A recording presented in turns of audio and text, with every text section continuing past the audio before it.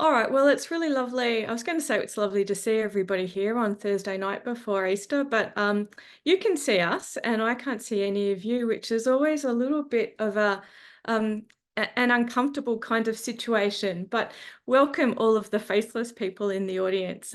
Thanks for making it to our really important conversation this evening. I'm going to start tonight just by introducing our panelists and introducing the topic for conversation. But before I do that, I'd like to acknowledge that I'm meeting you on the unceded lands of the Ngunnawal and Ngambri peoples in Canberra in the ACT. I pay my respects to the elders past and present, and I acknowledge all First Nations people who might be joining us here today.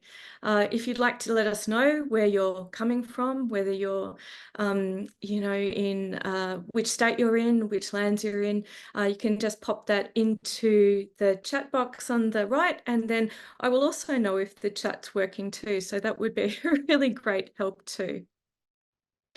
For those of you who don't know me, my name is Professor Kylie Message-Jones.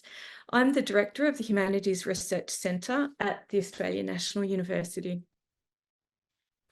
It's my great pleasure tonight to welcome you to this very special public panel. The public panel is on the topic of Australian universities. It's been brought to you by the Humanities Research Centre at the ANU and also by U3A Canberra. I'd really very much like to thank our four speakers for contributing their time and knowledge on the eve of the Easter break. I'd also really like to thank my colleagues Kim Hun and Melinda Takamura for their technical support in bringing you the webinar this afternoon. So as I've said, the focus for tonight's discussion is the future of Australian universities. As I'm guessing most of you will know, that after a year of deep research and deep consultation, or deep research and wide consultation, I suppose, the Australian Universities Accord final report was released late last month. I think it was kind of 25th of Feb or something like that. The report was authored by an esteemed team that was led by Professor Mary O'Kane. It's a very, very long document. It comes in at over 400 pages, so it's not light or easy reading. But within that 400 pages are a very important set of recommendations. There's about 47 different recommendations that cover all aspects of the university system and the sector, and it has implications for all parts of research, education, innovation, everything. So we're currently in a bit of another waiting period, I guess. So we waited for a long time for the report to come out over Christmas, and now we're awaiting the government's response to the report's recommendations. And in this period, it's really crucial that the university sector, as well as our key stakeholders, and prime amongst those stakeholders, I guess, are industry, but even more so are the Australian public. You know, the people who are going to universities, the people whose kids are going to universities, the people who are benefiting from the knowledge that's produced by our universities, all of those things. But it's really crucial that all of us keep reflecting on the recommendations from the document and keep kind of projecting back our responses to the government about the points of greatest significance in that report for us. So even though it's been about a month since that report was released, we really want to keep focusing on, you know, how it's kind of playing out in our spaces, how we're really thinking about it deeply, how our communities are being affected by, well, I suppose by current policies around higher education, and what we see as being the greatest opportunities perhaps arising from that report. So with that in mind, we've curated a distinguished panel of experts, and this very distinguished, and I'm very honoured and delighted that these speakers were able to join us here tonight. But they represent universities across the nation, and they represent a range of the most significant issues that are brought up and represented within the report. And those issues really focus on equity, inclusion, the opportunities and challenges associated with first-in-family participation in higher education, Indigenous engagement, low SES and disability aspects of the Accords, equity agenda, as well as dual sector relationships across VET or TAFE and higher ed. We'll also be looking through some of these conversations about the role of rural and regional institutions. And at the end, if we have time, we'll think a little bit more about the future of research across all tertiary providers in Australia. So it's a really important conversation. It's a conversation that we're really hoping that you are able to contribute to. And it's a conversation that I think underpins the urgent need for changes in the way that university research and education is funded. Apart from anything else, you can have all the great ideas in the world, but that sector, our sector, is calling out for greater funding in order to allow us to be sustainable, globally competitive, and to do the excellent work and the excellent training that we need to do. So I'm going to just move on now to introduce our four speakers. Our first speaker will be Professor Peter Anderson.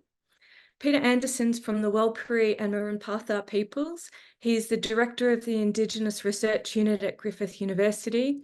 He focuses on Australian Indigenous education, examining educational systems, curriculum, and pedagogical strategies, as well as how these affect Indigenous communities.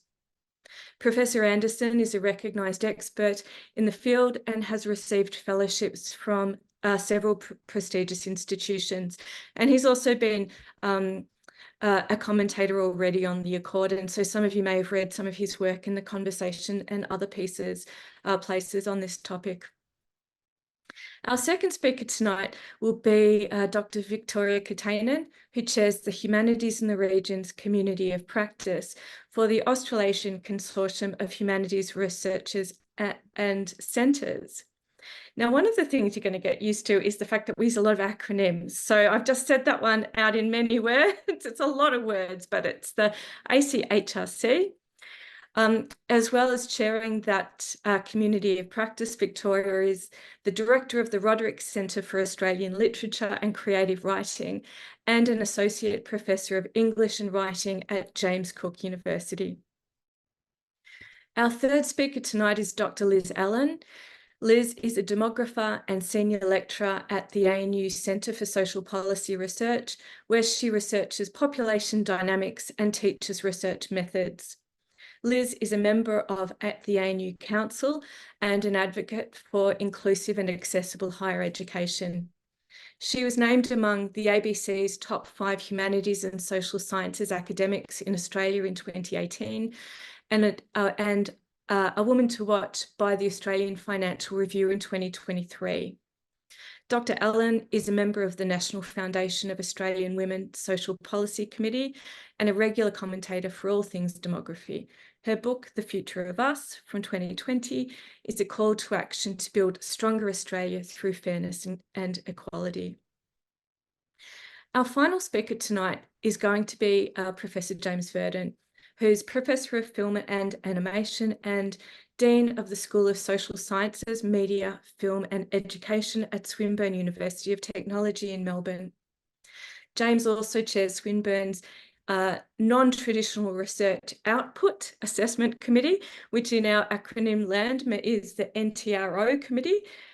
His screen-based creative practice research interrogates the nexus between ideas of the real and screen-based representations of reality, particularly focusing on technological mediation.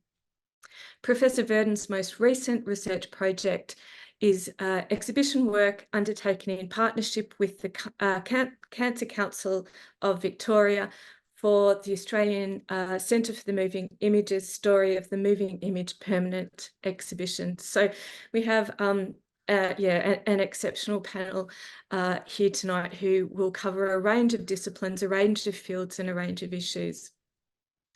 So before we start, I'll just suggest that we allow the 4 speakers to present their thoughts. They'll have about 15 minutes each to talk, and then we might reserve questions until the very end. If you'd like to put your questions in the chat box on the right so you don't forget them or whatever, that's fine, please do so. And then I will read them out at the very end. Otherwise, just save them till the end and we'll do it then. But yeah, thank you again for joining us. And I am delighted to start by introducing Professor Anderson.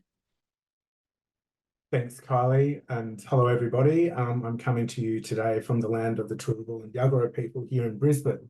And I also pay my respects and acknowledgement to all of the lands that we're on today and all Indigenous people who are here. Yeah, and thank you, Kylie and the ANU for the invitation. After I just put my thoughts out, I guess, in the conversation around the Accord. And if you sort of had a bit of a read in there and you could read in between the lines of it, I think there's a little bit of fatigue in there. One of my areas is, you know, and I'm going to sort of out myself as a higher education policy and a PhD in education administration. So I sort of occupy a very, it's an interesting space, but I thought I would engage in this conversation in terms of the actual title and what that means for Indigenous peoples and the Australian universities of the future, and what does that look like? What does that mean to us? And I think, firstly, we need to start from the point of view that we need to understand the institution of the Australian university and the legacy that the university actually has, and the ontological violence that you know the universities have had in terms of, you know, legitimizing Indigenous suffering, legitimizing, you know, colonialism. But Australia, we hold a really interesting point where we don't like to reflect and look back on and say, okay, this has happened. We get stuck. And so, you know, look, a perfect example was last week, which is Harmony Day. In schools, as a teacher, you know, you dress your kids in orange. It's actually the International Day of the Elimination of Racism. We can't even use the word racism. So, so this sort of sets me up in terms of how do we have these conversations of the university of the future, yet what I would like to put forward is a challenge. Aboriginal people and those of us within the academy, we don't sit within the equity bucket. You know, it's not about equity.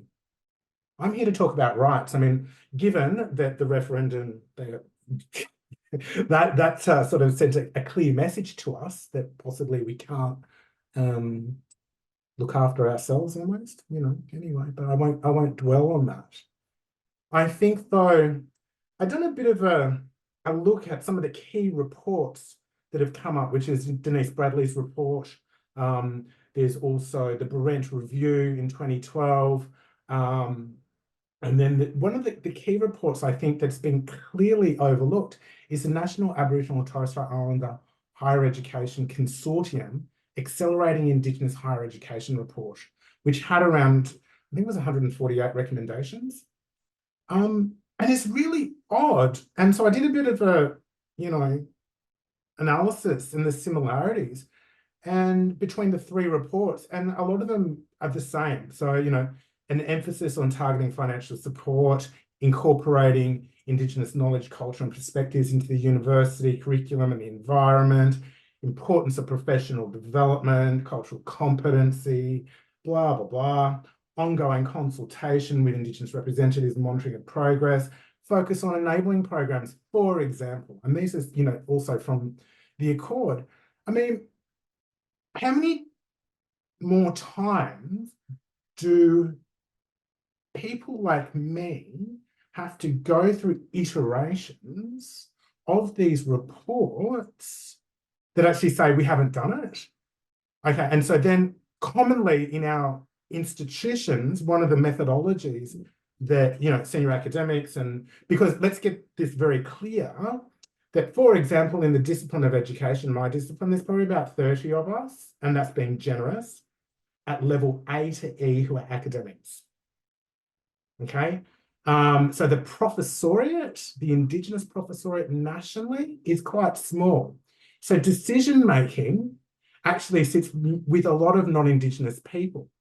And so then there's this really strange thinking that, you know, I don't know an Aboriginal person, therefore I can't do it. And then we fall back into these conversations. And I think we've moved beyond this now in an education sense. I'm talking about education policy. So the education system within Australia hasn't changed very much since, you know, Governor Macquarie set up the Parramatta schools in New South Wales. And, you know, one of the key documents there, I'm not a historian, but it did say that the role of education was to take Aboriginal people away and have them educated at the Parramatta Boys' School and the Parramatta Girls' School. Basic, you know, sort of stuff. And this function hasn't really changed much for Indigenous people. So I like to say that in my work, particularly with Indigenous children and families, that we have educative trauma. Education is done to us. Okay? Education is not equitable. So I need to actually shift the conversation to this sort of motherhood statements of equity, you know, and start thinking about rights. So if we think about the United Nations Declaration of Rights of Indigenous Peoples, I have a fundamental human right to access education. And our publicly funded institutions aren't doing that. Directors, deputy vice chancellors of research, you know, like if we look at the cut across, you know, DVCRs, DVCEs, you know, at that level, you're paid by the public purse and you're not doing your job. But, oh no, we'll use a strength-based approach and we'll get an Aboriginal person to do it. Yet the system's set up to actually hinder them doing anything. Aboriginal people come into the institution, then, you know, you're a mini vice chancellor and you have to fix everything, okay? The Indigenous professoriate is quite, you know, at retirement age. So we're starting to get to this point where there's a bit of a sense of urgency in terms of knowledge production. And, you know, particularly in the social sciences and humanities in what this means for us. It is publishing, it is getting a PhD, you know, and so what institution, and this is the other thing, you know, in terms of equity and not rights, equity, so, you know, it comes down from, you know, Canberra, that you need to employ X amount of Aboriginal people in the corner, okay? Otherwise, you're not getting your funding.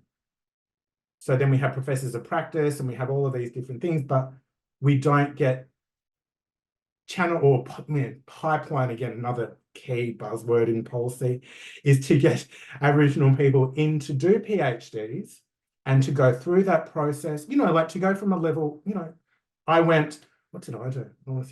I think I worked at Melbourne University, La Trobe University. I didn't work at Swinburne. I worked at Deakin University as a sessional at three sort of things with a scholarship, and I sort of, you know, jumping around town and, you know, doing a PhD, doing a master's, then doing a PhD, and then doing research work. So you get an understanding of what I would call academic capital in terms of how this works and how the machine works, because academia and the university sector is it's a beast in and of itself that, you know, that you learn through doing. And so I think this is lost by universities saying, I need an Aboriginal person, so I'm going to appoint somebody from a different discipline, but my numbers are actually up. But I'm not actually thinking about the future proof of the discipline, for example, of education. Are we creating new knowledge? So, for example, in education, there is one textbook for pre-service teachers, and that's by Associate Professor Marnie Shea at the University of Queensland. And that's a key textbook for all pre-service teachers around Indigenous education. I mean, the thing is that I can actually name people and their work in my discipline and more broadly is telling. So, but then there's also, how do you get non-Indigenous people to actually then start engaging in these spaces as well? I think it's actually quite a cop-out to then say, I can't do it, or I don't know how to do it. I'm always quite interested, particularly with, you know, sort of those in academia, that we forget that we had to sit through research methods classes, and we don't know how to find an Indigenous methodology. Yeah, I know how to do feminist thought, and I know what a historical imagination is. I know this, but suddenly you say, oh, what is an Indigenous method and methodology? It's like, oh, I absolutely don't know what to do, and I don't know what to put into Google. It's like, this is astounding. You know what I mean? And or if you're doing it, so my work sometimes it's like, well, Peter, why aren't you using a yarning circle? It's like, well, no, I'm actually a grounded theorist, so I don't do that. But anyway, just because so there's a racialization as well. So I'm sort of putting the challenge out there is we need to change the way we think, and having what Professor Lester Rigney calls as an Indigenous perspective, in terms of the work we do. And in terms of, our institutions are on Aboriginal land, and we sit and we talk about being unceded, yet we're not talking about, Indigenous knowledge sovereignty. You know what I mean? And intellectual sovereignty, and how we can engage in these spaces and to move beyond. So equity to me as an Aboriginal person is also something extra. It's the mere crumbs off the table. I need to be recognized, and it's a right. So this, you know what I mean? So there's these different, but then, you're the little problematic Aborigine in the corner because you talk about rights. You should know your place and talk about equity, and please, sir, can you help me?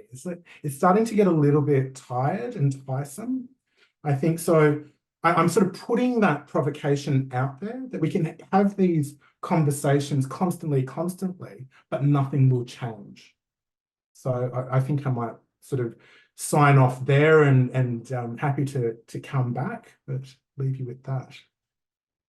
Oh, I just so want to jump in and talk to you about that, but I'm not going. I'm going to hold my tongue and pass the microphone over to Victoria, who's our next speaker. But thanks, Peter. That was terrific. Thanks, Kylie, and thanks, Peter, for that provocation. It's really challenging, some of the things I'm going to say about equity, but it's always nice to start with that really important provocation. I'm going to be the nerd and try to share my slides, but I'm going to just flag in advance. I've been doing a lot of high flex teaching this term, and I'm terrible at technology, I've realized. So can you see my screen? And it's probably like they're not even shared. Hang on a second. Can you see that now? Or can you see the ugly version of it? Okay, awesome. All right. Yeah, I'm really grateful to be here tonight and in this conversation. I also want to start by acknowledging the Wulgurukaba and Bindal people as the first custodians of knowledge at the university where I work, colonially called James Cook University. So there's section right there for you.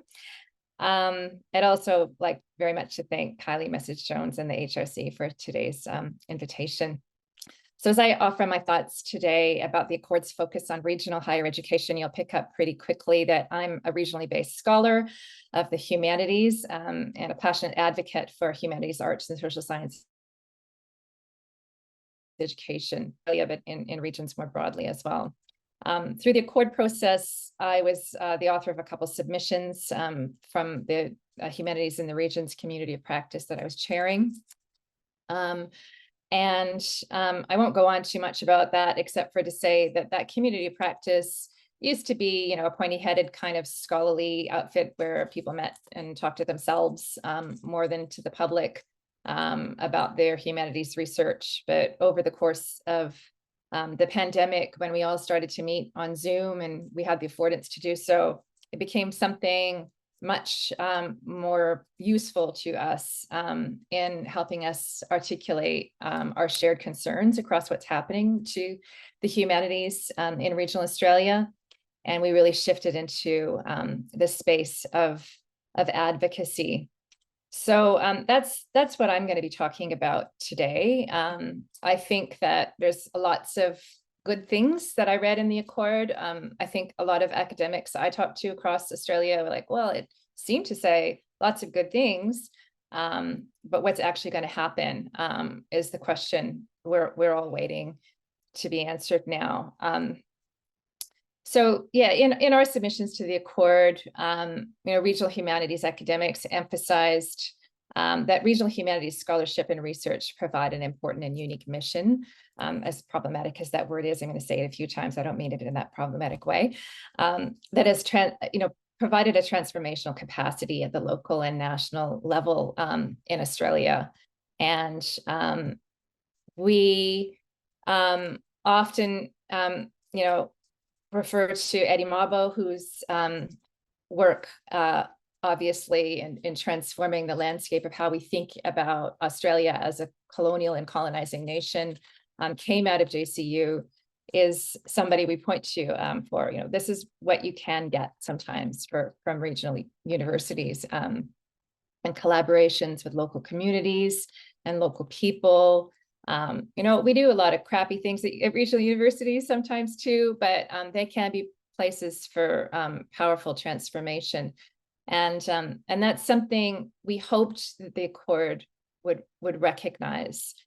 In the first iteration of the Accord, they seemed to say that they cared a lot about regional students, and the way to solve the problem of access to higher education for regional students was to create a bunch of regional university study hubs. And our first reaction to that was that they profoundly misunderstood the problem of access to education in regional Australia. It's not a geography problem. That compounded disadvantages is really complex. And we were happier with the final version of the Accord.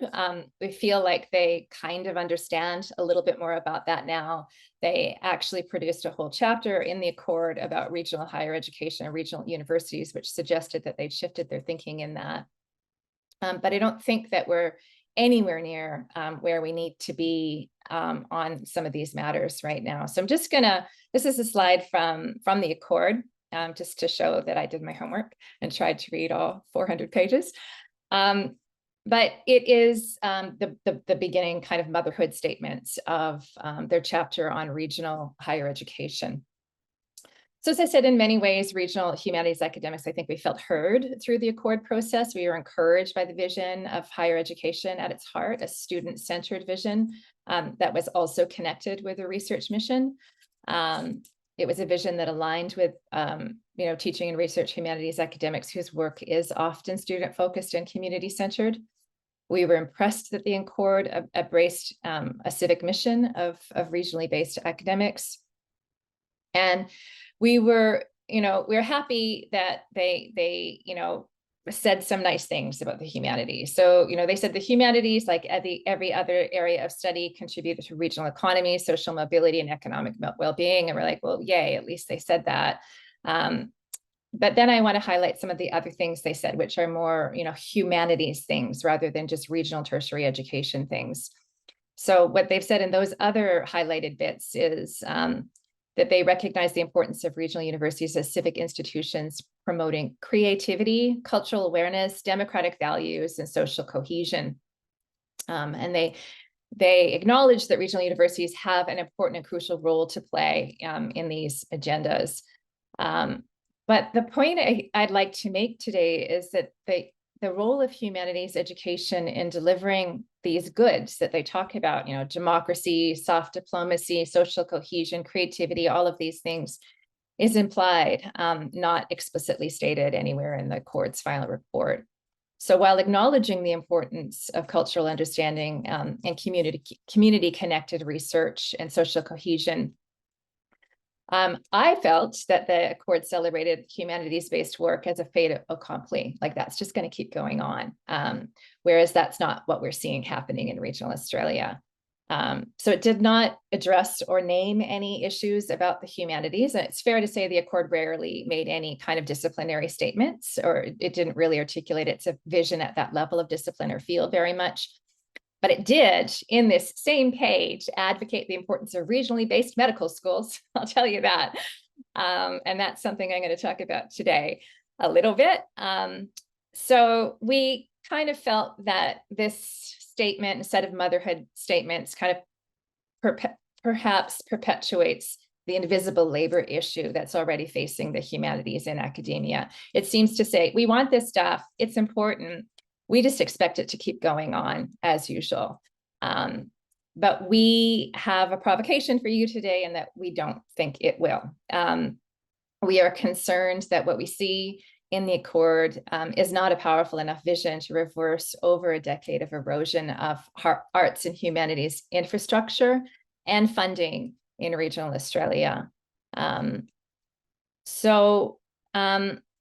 These are just some stats. I'm going to give you some boring stats now, but hopefully they will illustrate the point that I'm trying to make.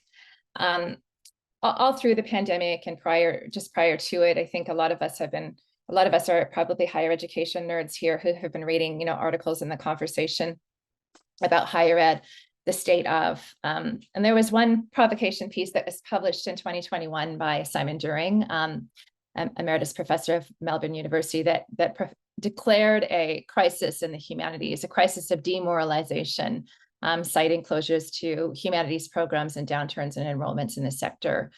But the interesting thing here is the statement that he made then became contentious subsequently. So it was debated in an article that directly responded to it in Overland just a little while later.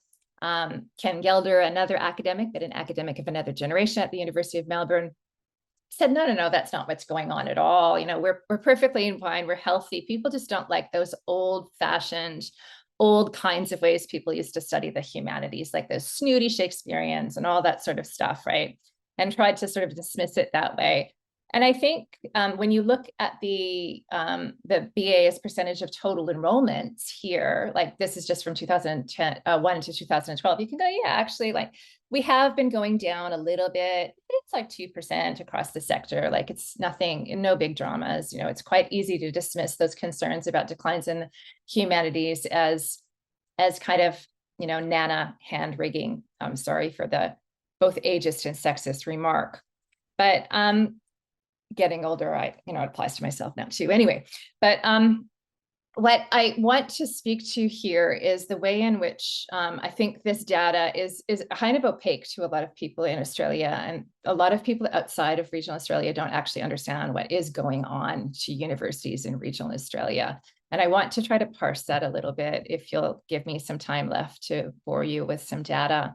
But what I'm finding is that Ken Gelder's response is partly right. So what he was saying was, humanities is shifting, it's changing. We're just shifting to more vocational things, more applied things. It's evolving rather than declining. Absolutely, I agree. That is what has to happen to the humanities, and we're seeing it already. But I don't think that accounts for everything that's happening. So if you look at patterns of enrollments across universities in Australia, and this is from the interim report, it shows you the percentage of students and what they're enrolled in universities. This was a 2-page thing. I'm only showing you the first page because it has my university smack dab in the middle there, where I've highlighted it there. So what you can see there in the middle is that healthy column that is blue, and on the right, another healthy column that is pretty blue. The one in the middle is health, and the other is society and culture. So at first glance, you kind of go, oh, well, humanities is science and culture, society and culture, we're in the blue, we're pretty good. And that other middle column is health, and they're good too. And that's really good. Those are the two cultures, and they're balanced. But what I want to draw your attention to is that at some universities, they're becoming incredibly unbalanced. And some of those universities need to have that conversation amongst themselves, I think. So at my university, our health and medical and student enrollments is 43.7% of the entire student cohort. Some people sometimes joke that it's become James Cook Medical University. Our university enrollments are actually shrinking over this period, but the growth of certain fields is growing. And so that's one of the things that I wanted to draw your attention to. As well as the fact that the society and culture column, which is one of the ways that they collect higher education data, is a dirty column because it's not just humanities, it also includes business, social work, and law. So we really can't see that the humanities is healthy from that. But hidden behind this, we can see that, perhaps Ken Gelder was right. There are new post-disciplinary areas like cultural studies or gender studies or other areas of the humanities that are growing. And, things have pretty much been holding steady over time. But what I want to do is parse this a little bit. So when you can look at the society and culture status of these are the regional universities networks enrollments data at the bottom of this slide, and then there's the group of 8 enrollments data at the top. It doesn't look that problematic. Again, it looks like society and culture is kind of holding steady. It's no surprise that the group of 8 is growing. But what I think we need to pay attention to is that actually we're talking about apples and oranges. And so where we see large metropolitan universities growing, they're going by numbers like 4,000 or 8,000 students, right? Which to regional universities, like that would be a dream if we woke up and had those many students. That's the number of students on the Cairns campus of JCU alone. So that's just some of the things I just wanted to show you there, but to show that sometimes it doesn't look like there's a crisis that's happening in the humanities, because it looks like if you just look at these big columns, everything's fine. But when you drill down to actually thinking about what's happening in regional universities where the numbers are already smaller to begin with, that's where we can begin to see what's actually happening.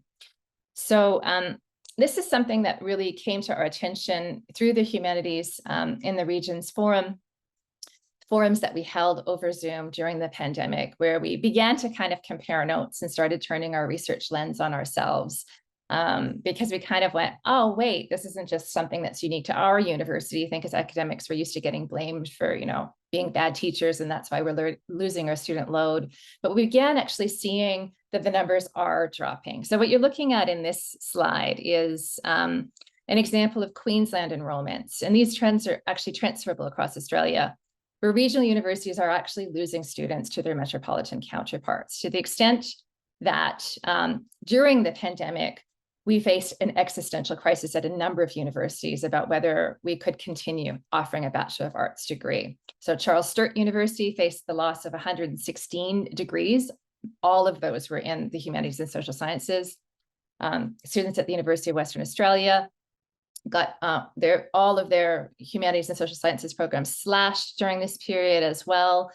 Federation University reacted to the news of their closure of their Bachelor of Arts during the pandemic, and then the university decided to kind of just PR it back into existence, but it's sort of hobbling along.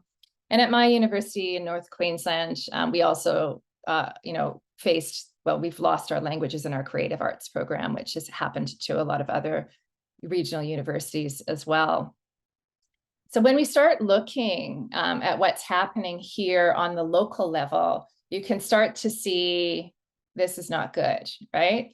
And interestingly, the introduction of demand-driven funding, where anybody who wants basically a place in a program at any university can get one if they have the grades for it, that was introduced in the name of equity, the mission to have as many people in higher education as possible. But you can actually see that what's happened is people are not demanding regional universities, and they are not demanding humanities programs even more significantly when you start to look at these sorts of trends.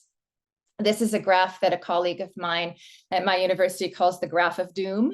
Since 2016, you can see that we are just going into a tailspin in the humanities at James Cook University. You can see this sort of minor uptick or holding steady of double degrees, but the classical humanities is just plummeting. And I think the thing that this data also draws attention to is this has been going on since prior to the pandemic. The pandemic obviously accelerated these trends, but I think that we really need to look at what's been happening here in the larger context. So in 2014, Graham Turner and Kylie Brass noted in their report to the Australian Academy of the Humanities and Social Sciences that there were major problems with the mismatch between demand-driven higher education funding and the mission of universities to provide that soft diplomacy and all of those things to, the provisions to civic society that the Accord seems to celebrate and thinks just going to keep going on invisibly. They said that population-driven funding models are always going to favor high-density population centers. And so you can see that that is exactly what is happening, right? If you think about the share of domestic university students, you know, the group of 8 in Metro Australia is in blue there. They have more students than the combined IRU and RUN group. In fact, universities like RMIT have more students than is actually the population of the city in which I live, in Townsville, right? So, you know, there's a problem here because demand-driven funding is about funding that follows bums on seats, right? And when you have more bums, when you have more people, you have more bums on seats, and therefore you have more funding, and therefore you have better programs and facilities, and therefore you're going to attract more students, and you get in a, you know, benevolent cycle, right? But that facile equation happens in reverse too, where a smaller population means fewer bums on seats equals fewer course offerings, lesser facilities, lesser enrollments, fewer students. And this is the vicious cycle, I think, that we have been trapped in for a while. So, you know, I think that the final universities accord acknowledged some of these issues. They talked about regional universities as having these kinds of issues. They called them diseconomies of scale in the regions.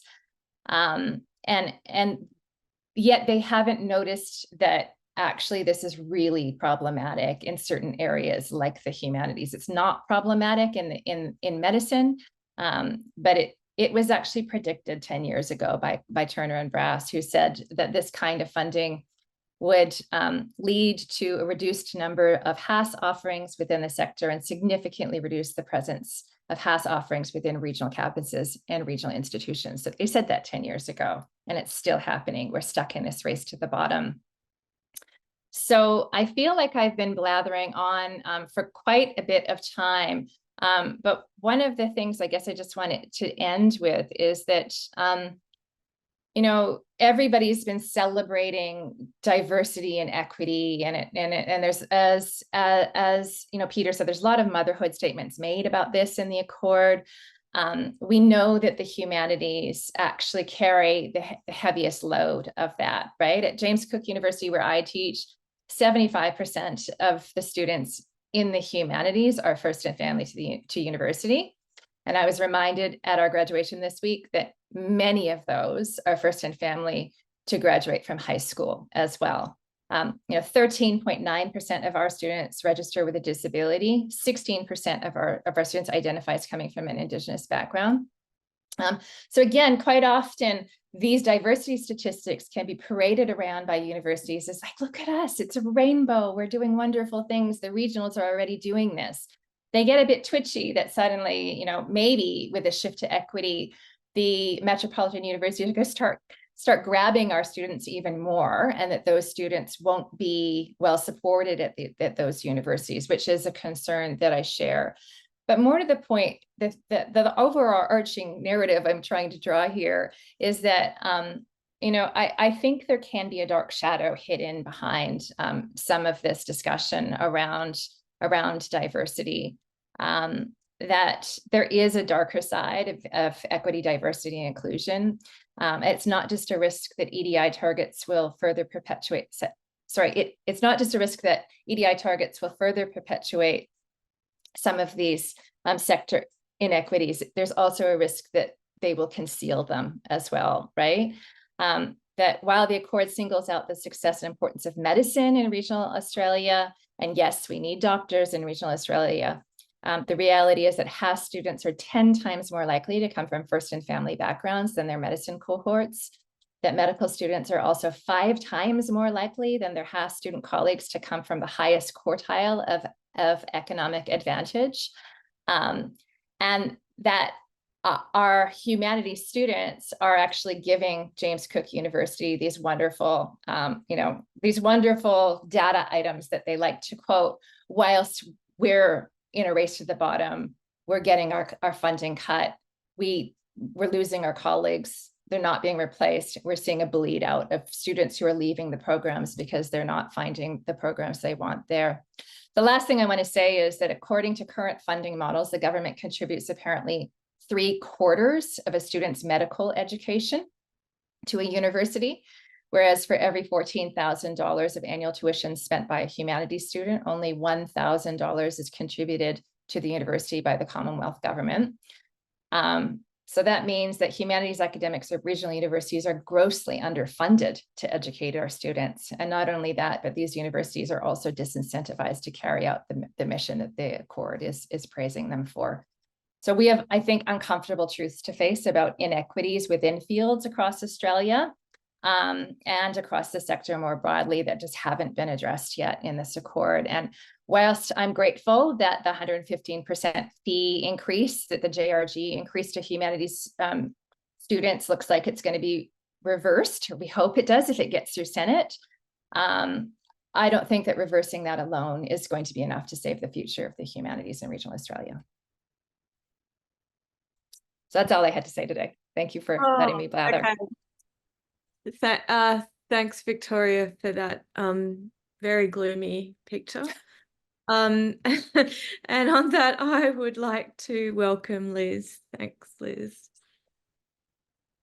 Hello, I'm going to attempt to share some visuals with you, and I'm not sure whether I can, goodness me, it's not going terribly well. I'm not sure what you can see. I'm going to stop sharing and start again. Okay, that's a bit better. All right. So I'd like to acknowledge that I come to you from the lands of the Ngunnawal and Ngambri people here in Canberra. And I'd like to pay my respects to the elders past and present, and to particularly extend that to those listening and tuning in on the recording or today in the audience. Thank you. So this is me. I feel a bit like a tiny minnow in among a pool of incredibly fantastic people. I'm Liz Allen. I'm a demographer at the ANU Centre for Social Policy Research. And I want to talk a little bit about me before I get to my position as it relates to the Education Accord. So before we carry on, a bit of a content warning that I will be discussing issues of abuse, issues of homelessness, mental illness, and other related disability. So I grew up in Western Sydney, on the fringes of the Northwest, and my life looked very much like anyone else's life, except I experienced institutional child sexual abuse. I spent time in out-of-home care. I became homeless. I was a teen mum. And of course, in amongst all of that, school doesn't happen. So I was also a high school dropout. Something that all of these things together, I carried quite a significant amount of shame about. And I talk freely about it now because it's important to talk about the survival of these things, but also the fact that there are people like me in higher education. So after the birth of my eldest child, I decided that I probably should do something with my life. It was a pretty rocky experience until that point. Poverty and just kind of scarcity marked our lives. And so I decided to go back and finish high school. And the only opportunity for me to finish high school was certainly not in the mainstream. And I'd proven I was not fit for the mainstream, or perhaps the other way around. So I attended TAFE, and I attended TAFE at Mount Druitt College, and I got my Year 10 certificate and did a tertiary preparation certificate. And through that process, I realised that there were other people like me, and that perhaps the mainstream wasn't the be all and end all, and that maybe I possibly was cut out for education, and I was very much supported by the educators at Mount Druitt TAFE, and also by peers there, the realisation that I was not a loner, and that there perhaps wasn't something wrong with me, that society perhaps had something to be held account for. So it was at that point that an educator actually pulled me aside, and it was all assumed that we would all be applying for university placements. And I applied very flippantly for a applied chemistry degree. I got in at UTS and I sucked royally. It was not something that I really was good at. It was really, really a horrible experience. Fast forward, I withdrew very quickly and felt again like I'd failed, like I was a dropout again. But again, I turned to my educator at TAFE, and she said to me, just try again next semester, enroll in something else. And I spoke to a range of educators at TAFE, and they said, do what you enjoy doing, and that's the social sciences. So I enrolled in a really general degree at Macquarie University. And the round trip was 2 hours there and back, 4 hours there and back, 2 hours one way, every single day on public transport. And it was kind of, you know, do you eat lunch today, or do I pay for the transportation and so on? These were just the challenges of life. And it was very evident when I got to campus that I did not look like or speak like the other folk that felt like they all came from the North Shore of Sydney, and I looked like the odd one out. Despite, as you know, how hard I tried, I just did not fit in. And the educators made that very clear. And so did many others of those studying there. It was a really hard time. I struggled juggling disability, my location, and the need to work part-time and caring for children at this point. And it was not easy, and I didn't enjoy the experience, to be honest. But I knew that education was my way out. And I happened to take a demography course, and it just spoke to me like it held the answers to the world problem. And I felt like I was donning a cape, and I was becoming some kind of wonderful superpower, a superhero with all of these wonderful superpowers. And demography taught me that, again, I was not to blame. Society had problems, and no one else was solving them from as far as I could see, and I was going to be the person that solved them. So I've attempted to solve them. This is me on my PhD graduation day. I did not do well in my undergraduate. If you think about all of the things that we were juggling, my children, my partner and I, the world was against us.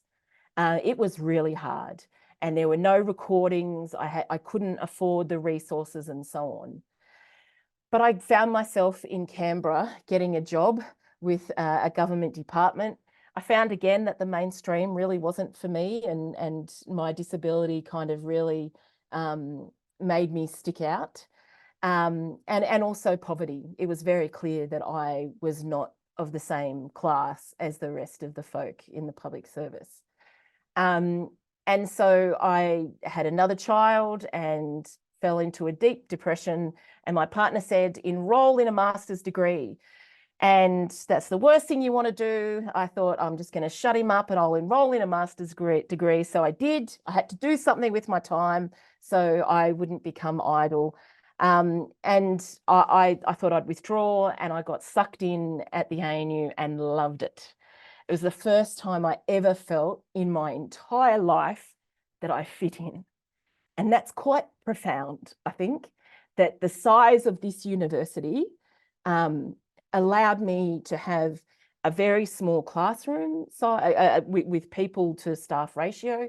And people, again, were able to say to me, we think you can go on, we think you can do a PhD, things I'd never have dreamed of.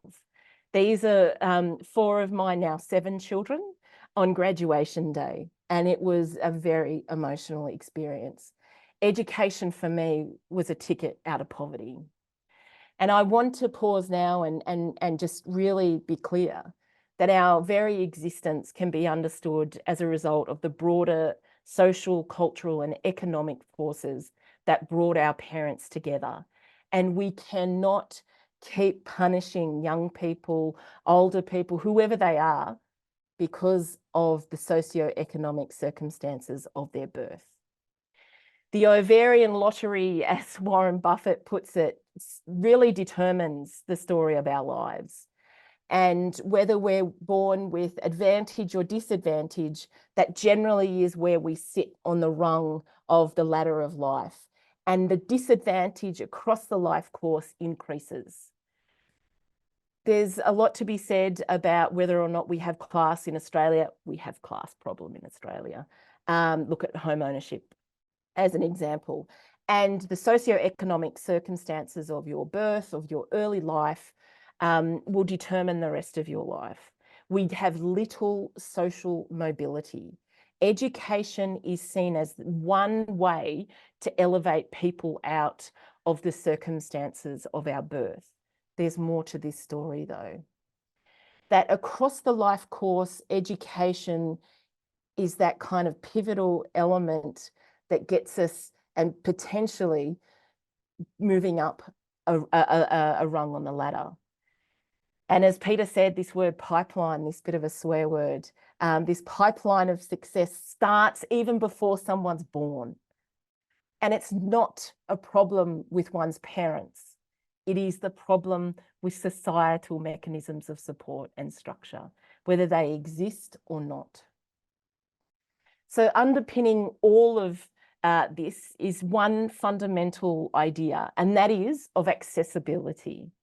Accessibility means appropriate, available, affordable, and easily accessed. Accessibility is essential to a fairer society, especially when we're talking about education. And so we heard earlier from Peter who said, you know, we really need to focus on more of a rights-based approach to education. And these ideas of equity groups need to kind of go in the trash bin, really. Changing of language really puts accessibility front and centre. And we know in the context of Australia that we are getting older as a population, we have skill needs and we have workforce deficiencies. And we also know that the skills that are needed, particularly the deficiencies in our workforce, require a bachelor degree or higher. But if we think of the pipeline of education, we've really got to start thinking early on in the education cycle. So how do we make education more accessible? And I want to point your attention to these four so-called equity groups. Let's talk about these four groups as rights-based characteristics of accessibility. Thank you, Peter. I'll forever be using that. First Nations students, low SES students, regional and remote students, and students with disability. We need to recognise, and it sounds pretty basic, but you know, it needs to be said, we need to recognise that there are a range of different learning preferences, of ways of being, and so on. And those outcomes and those preferences and ways of being need to be accommodated. We cannot keep telling young kids in classes that if they have to get up and jiggle and if they think differently or hear differently or read differently, then they are the problem. In fact, when we tell kids early on that they are problematic, we get rid of the change makers. We beat the change makers and the innovation into kind of little moldable boxes that we end up all being the same. We need to encourage those differences, the quirkiness in kids, the difference in being and so on. Yes, a needs-based funding system is good, but it needs to target underrepresented groups throughout the pipeline. And it needs to fund people fairly as per requirements. We need to ensure that we employ educators throughout the education pipeline with lived experience, the experiential knowledge in these key rights, rights-based groups. We need to provide opportunities for people in underrepresented groups to flourish. And most importantly, to take risks. People are less likely to take risks if they have a whole lot more to lose. Think about people in these rights-based groups. If we can enable a system where we can allow people to take risks, calculated risks, in a safe place where we can catch them if they fall, and we can allow them to flourish, this is the secret sauce. This is the secret to success. Importantly, we need to ensure that we collect and maintain data to inform targets and measure progress. I am sick to death of seeing report after report suggesting we need to do X, Y, and Z. Okay, put it in writing and let's measure the success. Let's hold us to account. We must work with community that has lived experience, experiential knowledge in the areas that we require this expertise. And please take action and make commitments. Don't just give me political rhetoric. I also want to say that we must fund and track the desired change. And I have a big problem, and I'm going to provoke something quite big and then quickly duck out, is that sometimes we talk about first in family. If we look at single indicators like that, we are not looking at this notion of rights-based approach to education and accessibility. The other thing that we're in the midst of is something quite dangerous that threatens really the future of education in Australia. And let me be really clear, elections are not won or lost based on higher education policy. Higher education policy and the domain of that is not politically sexy or strategic. We have a big problem in that universities face difficult policy and social settings. There are questions about whether or not there are benefits that extend beyond universities. So we need to ensure that universities are able to show their impact beyond academic papers that never see the light of day or that never see impact from a real world point of view. We need to tackle this notion that kind of keeps propping up. Are universities still relevant? Yes, they are. We in academia need to start really showing how universities are still relevant and really earn our keep in that regard. So we need to connect better with the community. We need to show impact. We need to demonstrate that to the community. Funding mechanisms currently lock in privilege and elitism. They deny a rights-based approach to accessible education. A fairer Australia means everyone comes along for the ride and accessibility is paramount. I'm going to stop sharing there and I'm going to hand over to my colleague, James. Thanks very much, Liz. That was really great. Over to you, James. Thanks, Kylie, and thanks to the other panelists and those provocations. I'm joining the conversation from unceded Wurundjeri land. I want to pay my respects to elders past, present, and emerging. Always was and always will be. There's been so much that we've covered. It's amazing. It kind of like that kind of incredibly exhilarating but very, very bumpy ride. And I hope that the comments that I make, I'm wanting to kind of pull out a little bit and come back to some really particular things within the Accord, but picking up on a lot of the themes that have emerged. The burning issue for me, and it's a right now issue, is what will the government's response be really? So of course, we're all waiting on a government response. Kylie spoke about that at the very beginning of this session, but really what is going to happen and where will we go? 47 recommendations. What happens next? I saw an opportunity for government to endorse the report in principle by, I think, immediately announcing at the Universities Australia conference, which was a couple of days. So the the Accord report was released on a Sunday and the Universities Australia conference commenced on the Tuesday of that week. And there was this great opportunity for government to come in and make an in-principle response. And I think that would have been the establishment of the Australian Tertiary Education Commission, but we know that didn't happen. I think it will happen, and I think it'll happen in coming months. And I think that the remit of that commission is really crucial.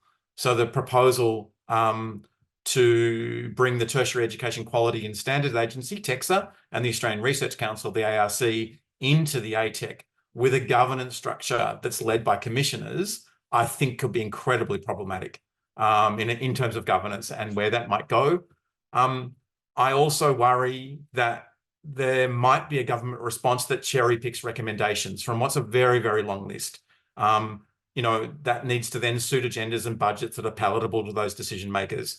The risk is that the Accord recommendations then are said to be taken on, that there's action happening, but it may not be action that injects resources into the sector, and that the Accord, really explicitly calls out as being required to deliver on that plan. My provocation is one that says that we know that the Accord takes a very student-centric view of the sector. And that's a really important lens, of course, and it is an appropriate one, but I wanted to acknowledge two things. One, which is that the Accord notes this, and it's been, had widespread conversation around that the proportion of research done in universities in Australia compared to other nations is far higher. And research for me then within the Accord document is underrepresented in the report. It's absolutely there. There's bold recommendations about funding and about impact, but I do feel that there's an underrepresentation of research in the report. And to a lesser extent, but also crucially, and probably for this audience, particularly workers in the university sector, academic and professional staff, and their futures are very much invisible in this report. But we know that they're crucial to achieving the aspirational aims of the Accord. There's that very well-known Glyn Davis quote that says, universities are nothing if not for the people within them. We all know that. We live that day in, day out. I'm really concerned about the invisibility of the people who need to do the work that the Accord is kind of calling out and demanding support and resourcing for. So I did want to kindly mention that I'm from Swinburne University. We're a dual sector university, and I did want to make a couple of comments about that. There's a strong focus, we know, in the Accord on equity participation, and it explicitly calls out that across VET or TAFE and higher education. There are 6 dual sector universities in Australia: Charles Darwin University, Central Queensland, Federation University, RMIT University, Swinburne, and Victoria University. 4 of those 6 are in Victoria. And collectively, those universities enroll more than 250,000 students across higher ed and VET. It's a really, really significant aspect of the sector. At Swinburne last year, 1 in 5 VET students went on to a higher AQF level of study at Swinburne.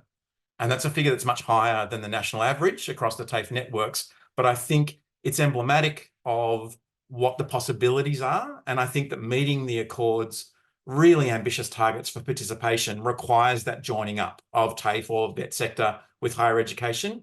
But it reflects a blurring, I think, between skills and education. Or, to be more positive about it, it requires new partnerships between those two areas.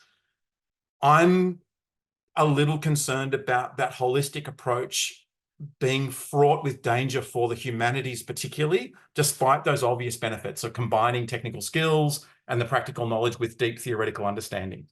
We've seen how the humanities, arts, and social sciences have previously fared in rhetoric about skills for jobs pitted against education. We know, and it's been mentioned already, I think it's going to take a very long time to recover from the job-ready graduates differential pricing strategy. It's something that's been, it's that kind of huge blow to the disciplines. We also know that sector infrastructure could not currently cope with a doubling of student load that's forecast and talked about, within the Accord. We know that that's over 25 years, and most of it's likely not going to be on physical campuses, but it still requires significant injection of resources and the Accord doesn't identify really where that stuff is coming from.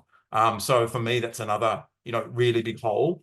I was going to talk a little bit about the Solving Australia's Challenges Strategic Fund. There'll be a good acronym for that'll emerge, but I don't want to kind of curtail the conversation either. So I think I'll just end by saying that the Higher Education Future Fund, which is probably the other big, thing in the Accord as a proposal around resourcing, it requires a $5 billion co-contribution from universities. Can the sector afford that kind of tax or levy or whatever we want to call it, given the position we're in currently? And what's the differential aspect of that for the humanities? We know and we've seen the role that the humanities has played in the sector in terms of cross-funding, subsidising, the infrastructure questions, all of those things that have happened. I worry enormously that co-contribution won't be spread evenly across institutions, across disciplines, between the regions, and there's all of the things that have kind of come through here. And I'm sorry to end on quite a sour note, but I think the conversations aren't about the possibilities for me right now of what the Accord could give us. It is about the response. It's about what will the government do and how to ensure that we don't get that cherry picking of let's do the things that won't cost government much money, but will impose huge burden potentially on the sector. Terrific. Thanks, James. I would really like to open up the floor for any comments or questions from anybody in the audience. If you have anything that you'd like to contribute, please feel free to pop something in the question box. I don't think we've got anything at the minute. Would our panelists like to pick up any of the points made by others? I was really struck, I guess, by how integrated the comments across all of you were actually, and that point about the need to focus on rights rather than equities is so critical. And it's so crucial because, in a sense, I guess we take for granted the idea that access is at the heart of education and knowledge creation, but getting access to access is not a straightforward process for anybody.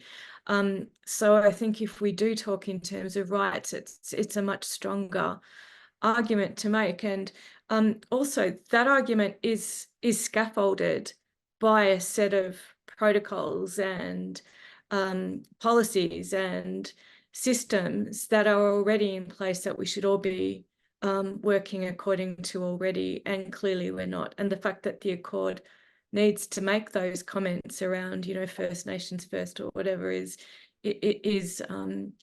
quite problematic. So I'm not sure if anybody wants to respond to that point at all. Yeah, if I might, Peter, sorry, I think I just got in. What concerns me most is that we have people responding, and by the way, I used to work in Department of Education, and one of my jobs very early on was to respond to the Berendt Review, Peter. And I remember we were talking about parity targets, right? Parity representation. And it was such a long, drawn out process where I was dealing with colleagues who had no idea what it was like to be in one of these so-called equity groups. They had no concept of what it was like day to day. And it concerns me that we're going to go through the same process. We're going to have the same sorts of people making policies being done unto people that have a much more richer knowledge on how to fix the broken system, but just aren't being listened to.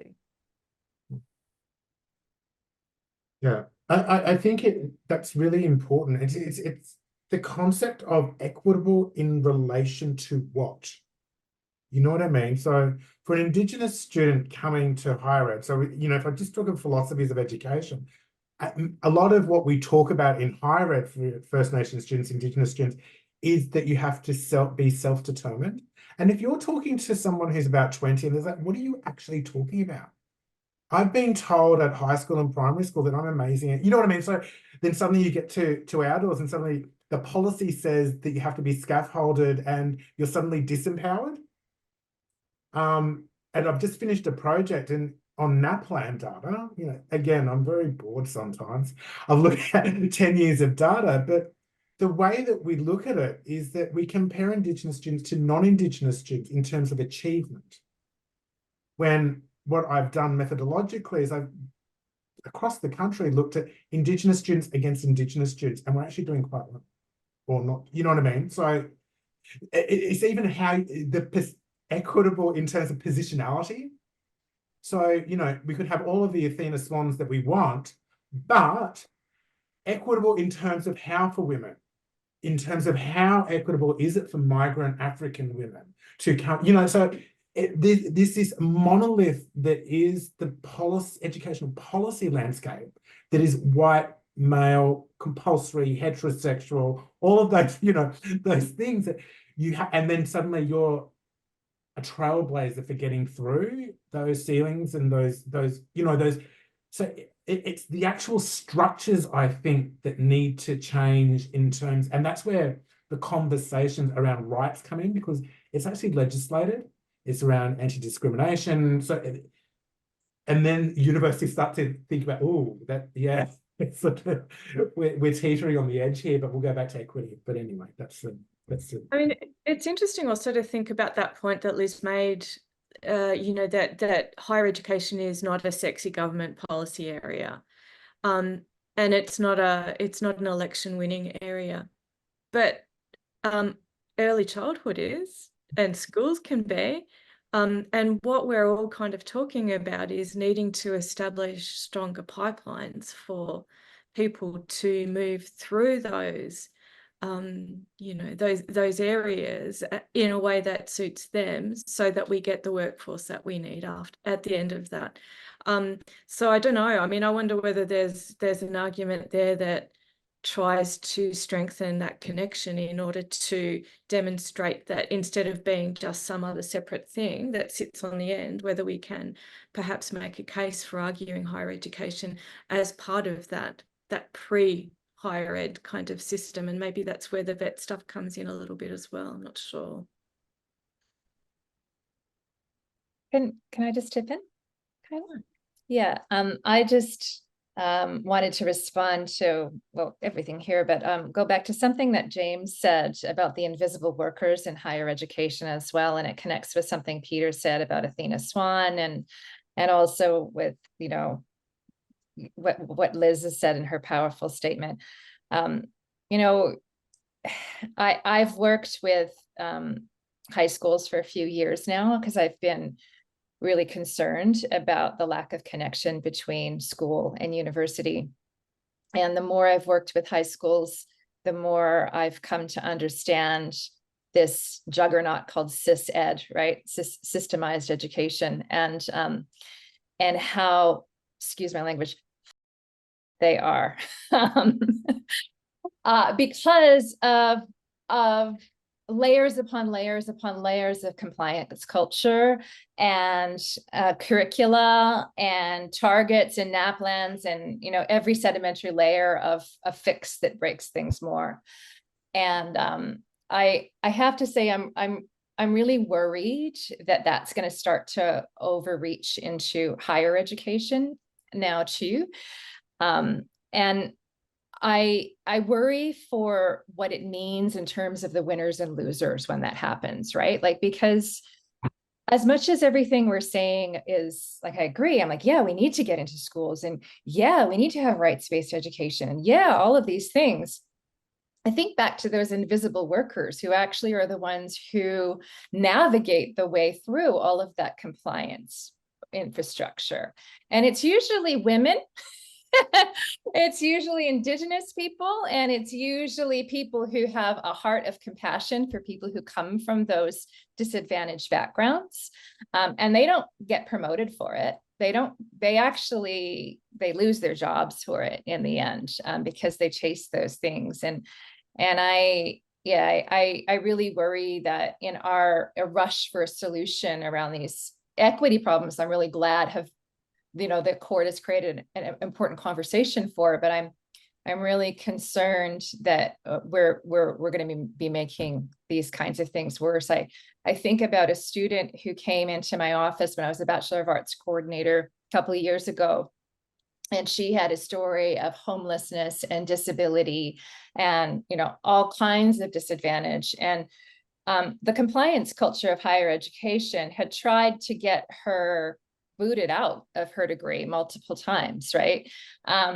Because the mentality of that government had been, oh, the people who have had a couple tries and keep failing, like either they're just not good enough in the first place, or they're rorting the system. They're trying to get free money, so we've got to get rid of those people. But there's so many people that I meet that, like those students who've never had any exposure to higher education, they don't know what a census date is. They don't know how to navigate these incredibly bureaucratic processes of trying to get withdrawal without academic penalty or withdrawal without financial penalty. What does that even mean? That's another acronym that is fancy to say, right? And you have to talk to fancy people and go through about 10 steps in the university to prove your disadvantage to get that. I worked with that student probably for about 60 hours because that student deserves to get into an honors program. About halfway through her degree, she finally figured out, wow, I want to do Aboriginal archaeology. And I've found a mentor who's going to champion me.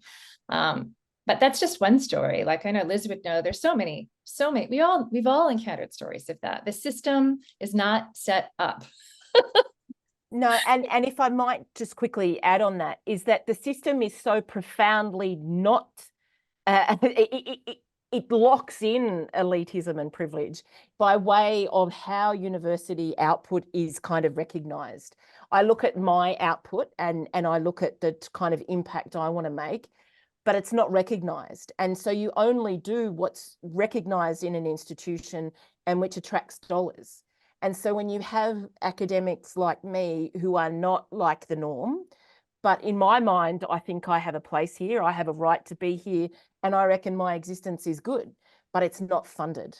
It's not funded in a way that supports people like me.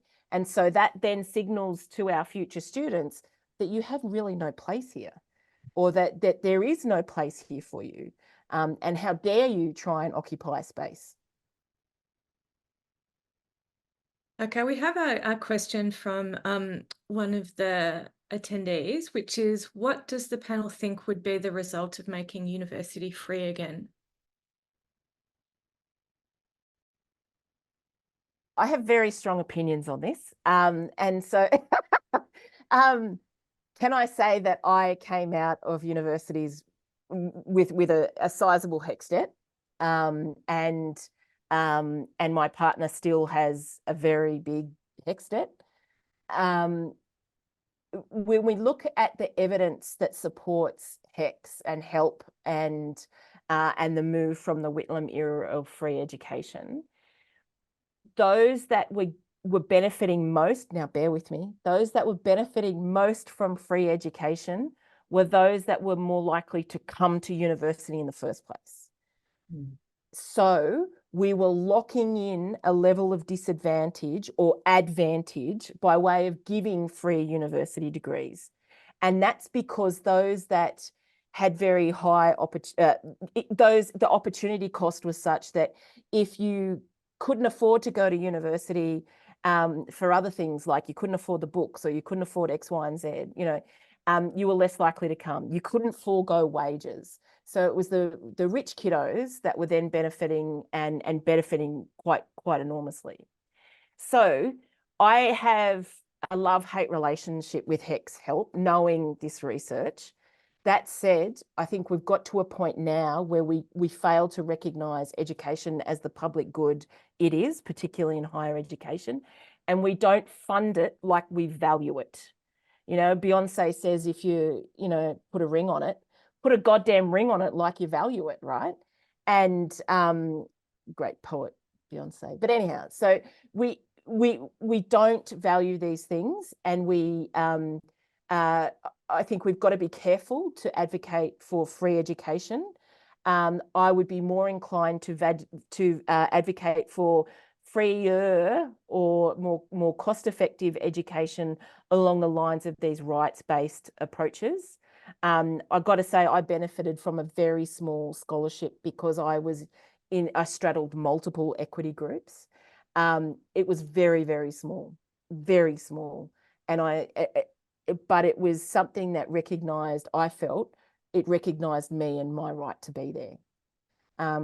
So yeah, that's where I stand on it. But definitely the way we're seeing HECS indexed, the way that we're seeing HECS potentially being a barrier to home ownership, to the commencement of kind of career and life generally is a really perverse way of being. Okay, I'm just conscious now that we're nearing the end of our time slot. Would anybody like to make any final comments? I was going to chip in on that question from Michelle around making university free again. And the thing that struck me immediately was, think about all the other things that would have changed in order for that to be possible. And so the environment and the society that we would be living in, if that were to take place, would be so transformed from where we are now. And I think that for me, when we think about when university was free and where we are now, those changes that would happen would be so monumental to make that possible. And that's, I mean, that's an amazing aspiration. I think we're so far from that now, and it's not, that's a really uncomfortable thing to say. But I suppose I despair a little bit for where we might go.